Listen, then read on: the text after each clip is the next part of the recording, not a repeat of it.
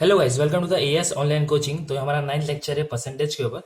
तो स्टार्ट करते हैं आज का पहला क्वेश्चन। तो आज का पहला क्वेश्चन क्या बोल रहा है? The candidate appear for an examination has to secure 35% marks to pass, but he secure only 40 marks and failed by 30 marks. What would be the maximum marks of test? तो test के क्या maximum marks थे वो पूछा है। Okay, तो एक candidate है जिसने ना 35% मार्क्स पासिंग है, तो उसने ना 40% मार्क्स सिक्योर किया और 30 मार्क्स से ना फेल हो गया। मतलब देखो, पासिंग कितना है? 35% है। Okay, clear. तो इसको कितने मिले? 40 मिले, है कि नहीं? और फेल कितने से हुआ? 30 मार्क्स से फेल, मतलब 30 मार्क्स से फेल हुआ, 40 आए। मतलब अगर मैं 40 + 30 करूँ 70, मतलब ये अपना पासिंग मार्क्स होगा, है ना। इन शॉर्ट 35% मार्क्स चाहिए पास होने को एग्जामिनेशन में, उसको मिले 40 मार्क्स और वो 30 मार्क्स से फेल हो गया। मिले 40, 30 से फेल हो, मतलब 70 पासिंग मार्क्स है। ओके, तो ये ऐसा बोल सकते हैं ना अपन कि 35% इज नथिंग बट 70 मार्क्स। तो पासिंग मार्क्स यहाँ पे मालूम पड़ गया, 40 मार्क्स आए, 30 मार्क्स और आते तो पास हो जाता, मतलब 70 मार्क्स विच इज 35% पास होने के लिए। तो 100% मार्क्स कितने? मतलब पूरा एग्जाम कितने मार्क्स का था? मतलब ऑफकोर्स हमें क्या पूछा है? 100% पूछा है। ओके, तो क्लियर निकाल देंगे। देखो 100% ऑफ किसका? 70 मार्क्स। 70 मार्क्स क्या है? 35% है उसका। 100% मतलब पूरे 100% क्या होगा? कैंसिल करेंगे ना अगर इसको अपन, तो जगह 35 वन सा एंड 35 टू सा, तो 200 जो मार्क्स थे वो मैक्सिमम मार्क्स थे टेस्ट के। Okay, clear. कुछ डाउट नहीं था, सिंपल समझा, बट इतना सिंपल नहीं रहेगा, आगे बहुत से हम टफ एग्जांपल लेंगे जिससे क्लियर हो जाएगा आपको। ओके, तो नेक्स्ट हम देखते हैं।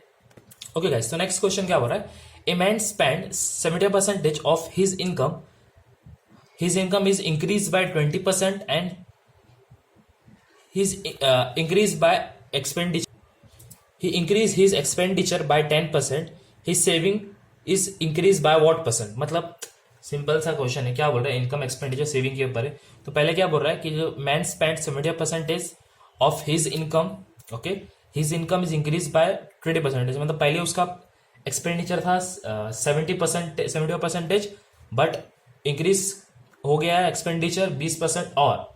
ओके, तो एक्सपेंडिचर अगर बड़ा है तो इनकम 20% बड़ी रहेगी ना, तो ये तो उसने 20% बढ़ाया रहेगा। मतलब his income is increase by 20% and his increase his expenditure bye 10%। Okay, clear. मतलब क्या बोल रहा है कि इनकम जो है, समझो फॉर एग्जाम्पल इनकम अगर 100% थी, ओके, तो उस इनकम का क्या बढ़ा? 20% बढ़ गया। मतलब इसका 20% बढ़ गया, मतलब 100 का 20% 20 होता है, तो ये 120 हो गया। क्लियर। एक्सपेंडिचर तो था ना पहले उसका, एक्सपेंडिचर वो 75 था, 75% था, तो उसमें क्या 10% और बढ़ गया, मतलब his increase his expenditure bye 10%। 75 का 10% निकालेंगे तो यहाँ पे 75 10% निकाल के और इसमें ऐड करेंगे तो कितना हो जाएगा? ये 82.5% हो गया 10% बढ़ने के बाद। ओके, तो सेविंग, तो देखो पहले की बात, पहले सेविंग कितनी होगी? मतलब अगर इनकम में से एक्सपेंडिचर निकालो, सेविंग कितनी थी यहाँ पे? पहले की 20%। तो वो पूछा है कि यहाँ पे जो भी सेविंग आएगी ना वो कितना परसेंट बढ़ा है। ओके, क्लियर, समझ में आया? तो देखो, तो अगर मैं 120 माइनस 82.5 कर दो तो हमको इसकी सेविंग मिल जाएगी ये बाट की, तो कितनी हो जाएगी? अगर 120 माइनस 82.5 करेंगे तो यहाँ पे आ जाएगा 5 एंड देन यहाँ पे 37.5 आ जाएगा। 37.5 सेविंग है, बट हमें क्या पूछा है कि 25% से जब 37.5% हुआ ना तो कितना परसेंटेज इंक्रीज हुआ? यहाँ पे बताया था कि 100 से 120 गए तो 20% इंक्रीज हुआ। देन यहाँ पे बताया था 75 से 182 गए तो 10% बढ़ाएंगे तो इतना हुआ। तो ये पूछा है कि ये अब कितना परसेंट बढ़ा है। तो क्लियर। तो देखो ये इनिशियल वैल्यू अपनी क्या है? 25%। ओके, देन फाइनल अपनी क्या है? 37.5। तो इनिशियल और फाइनल का फॉर्मूला था, आपको बताया था मैं। अगर फाइनल बढ़ रहा है तो final minus initial upon initial. Okay, वो फॉर्मूला लगाने का प्रीवियस लेक्चर वाला जो भी सीखे थे हम, डायरेक्ट पहला फॉर्मूला बता देता आपको एक बार। क्या? Final minus initial upon initial into 100। Okay, clear. Final क्या है यहाँ पे? फाइनल वैल्यू है 37.5 माइनस 25 अपॉन 25 इंटू 100। क्लियर। तो अभी यहाँ पे ये हो जाएगा 25 वन ज़ा एंड 25 फोर ज़ा, और अगर इसको यहाँ पे सब्ट्रैक्ट करेंगे ना अपन तो यहाँ पे हो जाएगा 12.5 माइनस करेंगे 37.5 माइनस 25 हो जाएगा 12.5 इंटू फोर, 12.5 इंटू फोर अगर करेंगे तो क्या हो जाएगा 50%। तो आंसर है हमारा 50% इंक्रीज हुआ 25 से 37.5 बढ़ाने पे। ओके क्लियर, समझ में आया, कुछ डिफिकल्ट था नहीं, थोड़ा ऐसे सम ट्रिकी समय भी हम सॉल्व करेंगे जितने भी यहाँ से। ओके तो नेक्स्ट हम देखते हैं अभी। ओके गाइस, तो नेक्स्ट हम क्या बोल रहा है, in a library 20% book are in Hindi, 50% of remaining book in English and remaining 9,000 are in various other books, other language books. What is the total number of books in English, मतलब English की total number of book कितनी थी। Okay तो देखो पहले क्या बोला, library में ना 20% बुक है हिंदी की है, मतलब हिंदी के लिए मैं एच ले लेता हूँ, हिंदी 20% है, 20x ले लेते, चलो x ले लेते, 20% और 20x को चलता है कुछ नहीं। तो और उसके बाद क्या बोला है, 50% ऑफ रिमेनिंग आर इन, मतलब 20% निकालने के बाद समझो अगर बुक 100x है, 100% है, उसमें 20% निकाल दो हिंदी के लिए, बचा 80, उसमें से 50% जो रहेगा ना उसमें से इसमें मतलब अभी देखो 20% इसमें से निकाले तो क्या बचेगा, 80 बचेगा ना। तो ये 80 का 50% जो रहेगा वो रहेगी इंग्लिश की बुक, मतलब 80 का अगर 50% निकालेंगे तो क्या होता है 40, तो इंग्लिश कितनी हो गई 40x, और जो रिमेनिंग बुक है ना अदर बुक उसने बोला है 9,000 है, मतलब एग्जैक्ट नंबर दे दिया है, तो 9,000 कितना हो गया, ये 40 ये 20 60, तो कितना परसेंट रहेगा, ऑफकोर्स ये 40% रहेगा ना। अगर ये पूरी बुक 100% है, ऐसा बोल रहे हैं लोग कि ये पूरी बुक 100% है, ओके, तो 20% अगर हिंदी की है, 40% अगर इंग्लिश की है, तो अदर बुक ऑफकोर्स 40% होगी, 40x होगी। क्लियर, यहाँ पे पूछा है, यहाँ पे क्या पूछा है कि बताओ इंग्लिश की total number of book in English कितनी है। ओके क्लियर, देखो अभी एक चीज़ है कि देखो 40% का हमें पता है कि 40% इज क्या है, मतलब 40% अगर कोई बोला आपने का 40x कोई बोला, मतलब उसके एग्जैक्ट वैल्यू तो हमें दिए 9,000। ओके क्लियर, अगर बोला टोटल नंबर ऑफ बुक्स, मतलब टोटल नंबर ऑफ बुक अगर फाइंड करना है, टोटल नंबर मतलब 100%, तो 100% इन टू नंबर ऑफ 40%, 40% कितना नंबर है 9,000 है, अपॉन 40, तो माइनस कर दो, तो हो जाएगा 4 1 सा 4 2 2 सा देन 5 0। ओके क्लियर, तो ये हो जाएगा 22,500। तो ये तो हमें मिला टोटल नंबर ऑफ बुक्स, ये जो मिला हमें वो है total number of books. Okay but हमें क्या चाहिए, हमें पूछा है इंग्लिश कितनी, मतलब इंग्लिश की बुक कितनी है। देखो इंग्लिश की बुक का परसेंटेज क्या 40% है, तो ये तो आपको अभी बताया मैंने, बट क्वेश्चन ये नहीं पूछा, क्वेश्चन क्या पूछा इंग्लिश की बुक कितनी है, तो इंग्लिश का परसेंटेज कितना 40 और अदर बुक्स का परसेंटेज 40, अगर ये 40% 900 रहा तो इंग्लिश में 900 ही रहेगी ना बुक। क्लियर, समझ में आया कि अगर अदर बुक्स अगर 9,000 है, वो 40% है, तो 40% ही 9,000 रहेगा ना, फिर तो इंग्लिश की बुक भी कितनी रहेगी 9,000 रहेगी, इंग्लिश की बुक भी। ओके क्लियर, ये क्वेश्चन में ही इसका आंसर था, क्योंकि देखो ना 9,000 अदर बुक्स 40% है, अपन हमने समझ में आ गया। ओके तो 40% कितना होगा, 40% में 9,000 रहेगा ना, अगर अदर बुक्स 9,000 40% हो रहा है तो 40% की वैल्यू क्या रहेगी 9,000, तो इंग्लिश बुक मिल गई 9,000। क्लियर, कुछ डाउट नहीं, अभी समझ में आ गया। क्वेश्चन जो भी है आपको परसेंटेज के आपको डिस्क्रिप्शन में मिल जाएगा, तो क्वेश्चन का टेंशन मत लो, अगर क्वेश्चन आप आराम से बाद में भी आप PDF से PDF डाउनलोड कर लो और उसके बाद से आप डायरेक्ट सोल्यूशन कर सकते हो। ओके क्लियर, तो अभी नेक्स्ट हम देखते हैं अभी अपन। Okay guys, so next question क्या हो रहा है, student appear for 4 paper physics chemistry maths and English, maximum marks from which are in the ratio of 1:1:2:2। Okay, his marks are in the ratio of 4 8 13 15, if he get 80% of the total maximum marks, 80% बोला है, 80 marks, if he got 80% of the total maximum marks, in how many paper he got more than 90%, मतलब कितने paper में 90% से ज्यादा है, अगर सब में 80% उसको टोटल मैक्सिमम मार्क्स आया। मतलब देखो ये क्या मान गया, एक स्टूडेंट है जिसने 4 पेपर अपेयर किया, physics chemistry maths and English, तो ये जो रेशियो है ना 1:1:2:2, ये मैक्सिमम मार्क्स, मतलब अपन को बोलते हैं ना कि 100 मार्क्स का पेपर रहता है, तो 100 में से कितना है, तो ये आउट ऑफ मार्क्स का है, मतलब ये समझ लो कि ये क्या दिया है आपने, ये जो दिया है ना 1122, ये मैक्सिमम मार्क्स है, मतलब मैक्सिमम मार्क्स पेपर के कितने मैक्सिमम मार्क्स है, तो 1122 के फ्रेम में दिया है। तो देखो यहाँ पे पहले लिख लेते हैं मैक्सिमम मार्क्स, मतलब इसमें से मिलने वाले मार्क्स आपको 1:1:2:2 के, ओके। मिले कितने वो स्टूडेंट को 4:8:13:15, क्लियर। तो अपन क्या करते हैं मान लीजिए इसको ना, ये जो ऊपर वाला रेशियो ना, ऊपर वाला रेशियो, इसको थोड़ा सिंप्लीफाई करके अच्छे से लिखते।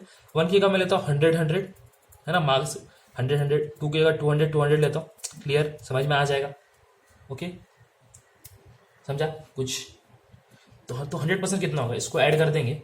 अगर इसको ऐड करेंगे तो पूरा एग्जैक्ट टोटल नंबर अगर फाइंड करने के अपने को नंबर में, तो इसको ऐड करेंगे तो क्या हो जाएगा 600 हो जाएगा, okay, into 80। If he got 80% of his total maximum marks ना, तो 80% निकालना है हमें, इसका 80% निकालना है। ये जो है फुल मार्क्स है, इसमें से मार्क्स मिलेगा वो 4 स्टूडेंट को, वो 4 पेपर के, ओके। तो हमें क्या निकालना है, if he got 80% of total maximum marks, तो 80% निकालना है इसका 80% कितना होगा वो देखना है। तो क्लियर, तो 80% अगर निकालेंगे इसका, तो ये 0 कौन, ये 0 यहाँ से कौन, ओके। तो ये हो जाएगा 480, ओके, 480 मार्क्स का टोटल है, क्लियर, समझ में आ, ये समझ में आया ना आपको कि अगर ये तो है आउट ऑफ मार्क्स, मतलब मैक्सिमम मार्क्स के पेपर है, मतलब समझो ये 100 200 हमने लिए, ओके। उसमें से ना उसका जो जो उसको मार्क्स मिला वो 4:8:13:15 के रेशियो मिला। तो हमने इसको क्या की, जो 1:1:2 था ना, इसको हमने राउंड वैल्यू ले लिया कि 100 मार्क्स का एक पेपर, 100 मार्क्स का एक पेपर, 200 का एक पेपर, 200 का एक पेपर, इसके हिसाब से, ओके। फिर उसको हमने क्या किए, क्या बोला है कि इफ ही गॉट, यहाँ पे बोला ना if he got 80% of A total maximum marks, okay. अगर मैक्सिमम मार्क्स का रेशियो ये दिया है, तो उसमें से उसको अगर 80% मिलता है मैक्सिमम मार्क्स का, मैक्सिमम मार्क्स, तो मैक्सिमम मार्क्स अपने क्या है, मैक्सिमम मार्क्स तो अपने ये है ना, ये वाले मैक्सिमम मार्क्स तो अपने ये है, ओके। और ये तो क्या, ये marks obtain, his marks are in the ratio of marks मिले, बट मैक्सिमम मार्क्स का अगर if he got 80% of his maximum marks, तो इसको ऐड कर दिए, 80% निकाले इसमें से, तो आएगा 480 क्या है मैक्सिमम मार्क्स है, ओके। पूछा क्या है, in how many paper he got more than 90%, okay. तो फर्स्ट पेपर में कितना आया, उसको 4 आया है ना, 4 का भी एग्जैक्ट वैल्यू निकाल दे। 4 का अभी आपको पता है ना कि इंडिविजुअल रेशियो का वैल्यू निकालता है, रेशियो प्रोपोर्शन हमने सीखे थे। अगर ए का इंडिविजुअल वैल्यू चाहिए, देन बी का चाहिए, देन सी का चाहिए, तो उसके लिए हम कैसा निकालते थे। अभी देखो मेरे को ए का मतलब 4, पहला वाला पेपर में क्या है फिजिक्स में, उसको आया 4, तो 4 upon addition of ratio, addition करने का पूरा रेशियो का याद है, बताया तो रेशियो प्रोपोर्शन के पहले दूसरे लेक्चर में, तो हो जाएगा 40 इंटू टोटल मैक्सिमम मार्क्स, यहाँ पे अभी फाइंड कर लिया हमने, तो आएगा 480, क्लियर। देन 0 कौन, 4 1 4 2, तो यहाँ पे आएगा 12, 4 इंटू 12 क्या होएगा, 4 इंटू 12 होएगा 48, ओके, 48, क्लियर। अभी सेकंड पेपर में क्या आया, उसको 8, सेकंड पेपर क्या था, केमिस्ट्री था। अभी हर बार ये तो नहीं करते बैठेंगे ना 4/40 इंटू 480, क्योंकि यहाँ पे 40 तो हर बार आना है, यहाँ पे 480 भी हर बार आना है, खाली यहाँ पे क्या है न्यूमरेटर चेंज होएगा, तो मतलब 12 तो हर बार आना ही, और ये तो कैंसिल होगा। मतलब सेकंड पेपर के लिए हम ये कर सकते कि 6 इंटू 12, नहीं 6 नहीं sorry 8 into 12 96, and third paper क्या है 13, ओके। तो यहाँ पे आ जाएगा 13 इंटू 12, तो ये हो जाएगा 156, उसके बाद क्या है 15 इंटू 12, तो ये हो जाएगा 180, ओके, क्लियर।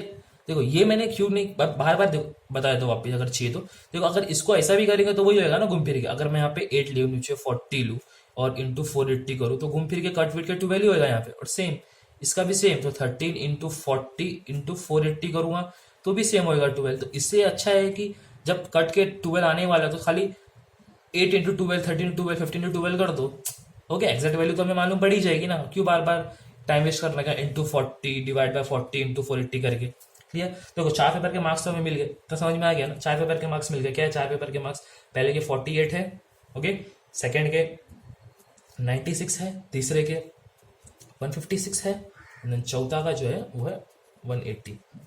क्वेश्चन में क्या पूछा, in how many paper did he got more than 90, more than मतलब 90 के ऊपर, मोर देन 90 मतलब 91 92 93 94 95 96 97 मतलब 98, मतलब पूरा 90 के ऊपर 90% की।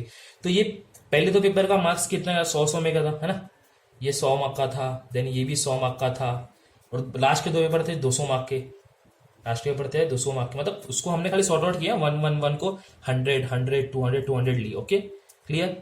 हाँ अभी देखो, अभी 100 का 90% तुम्हारा 90 मार्क्स के ऊपर चाहिए, मतलब अगर 100 का 90% अगर बोला है, 100 का 90% से ज़्यादा, तो ऑफकोर्स वैल्यू जो है 91 रहनी चाहिए, मतलब 90 से बड़ी रहनी चाहिए। तो ना ये 90 है, ये 90 के ऊपर है, तो ये 90 तो नहीं है, ये 90 के ऊपर है, मतलब एक पेपर में 90 के ऊपर ला लिया, ऐसे 100 में से। ओके अगर 200 में से अगर मैं बोलूँ कि मेरे को 90% चाहिए, 200 में से अगर मेरे को 90% चाहिए, तो वैल्यू क्या रहेगी 180। 90% ये होता है, बट मोर देन 90 बोला है, तो मेरे को क्या चाहिए 180 प्लस चाहिए, मतलब क्या वैल्यू रहना चाहिए 181, मतलब 180 के ऊपर रहना चाहिए। ओके सेकंड पेपर में 200 में से 156 आया, नहीं 90% तो नहीं होता है। 200 में से 180 आ गए, ये एग्जैक्ट 90 है, बट क्वेश्चन में क्या बोला, in how many paper did he got more than 90, तो ये मोर देन 90 नहीं, इक्वल टू 90। अगर बोलता ना मोर देन इक्वल टू 90 तो ये भी आता, ओके ये भी आता, बट ये क्या एग्जैक्ट 90% है, पूछा है मोर देन 90, तो ये भी नहीं आएगा। एक ही पेपर में आएगा ये। सेकंड पेपर क्या था उसका, केमिस्ट्री। क्लियर। तो ऑप्शन कैसा भी दे सकता है, या तो नाम देगा तो नंबर देगा। क्लियर 1 2 या केमिस्ट्री, तो आंसर है हमारा केमिस्ट्री। फिजिक्स में फिजिक्स है, सेकंड केमिस्ट्री, थर्ड मैथ्स और फोर्थ इंग्लिश। तो मैथ्स इंग्लिश ये बोल रहा है, ये ऑप्शन नहीं। अभी आंसर क्या हो गया, एक पेपर में 90 के ऊपर आया उसको। क्लियर समझ में आया। ये 90% एग्जैक्ट, बट क्वेश्चन ने बोला मोर देन 90, तो ये तो सिलेक्ट मत कर देना, ये रॉन्ग हो जाएगा, ये एग्जैक्ट 90% है। पूछा है क्वेश्चन में कि बताओ मोर देन 90% कौन सा है, ये एग्जैक्ट 90, ये मोर देन 90। 200 में से 180 90% होता है 156, ये 90 से कम है। एंड देन 100 में से 90% 90 के ऊपर चाहिए 48 है। क्लियर, कोई डाउट नहीं। ओके समझ में आ गया, क्लियर हो गया। अभी हम नेक्स्ट लेक्चर में और बहुत सारे बटनों में देखेंगे, थोड़ा डिफिकल्ट लेवल पे जाएंगे अभी यहाँ से। ओके